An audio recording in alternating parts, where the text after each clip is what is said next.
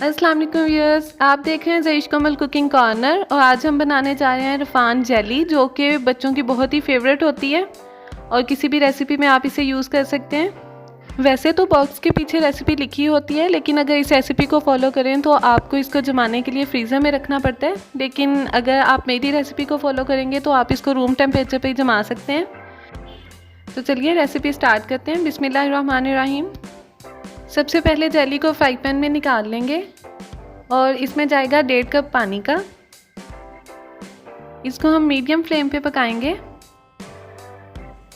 4 से 5 मिनट के लिए इसको पकाएंगे और साथ साथ आपने इसको हिलाते रहना है।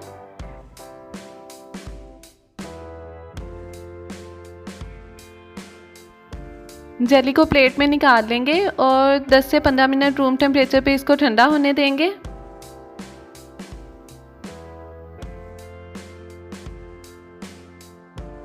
लीजिए 15 मिनट हो गए हैं और हमारी जेली बिल्कुल अच्छे से बनके तैयार हो गई है।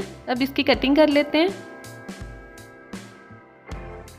इसको चेक करने के लिए कि जेली अच्छे से जम गई है या नहीं, इसको टच करके देख सकते हैं। अगर आपके हाथों पे नमी आए तो इसका मतलब है थोड़ा और टाइम चाहिए इसको जमने के लिए।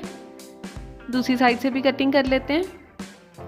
मैं यहाँ पे क्यूब्स की शेप में कटिंग कर रही हूँ, आप अपनी मर्ज़ी की कटिंग कर सकते हैं। तो लीजिए हमारी बहुत ही मज़े की बनाना फ्लेवर में रफ़ान जेली बनके बिल्कुल तैयार हो गई है। इंशाल्लाह मिलते हैं नेक्स्ट वीडियो में, तब तक के लिए अल्लाह हाफिज़।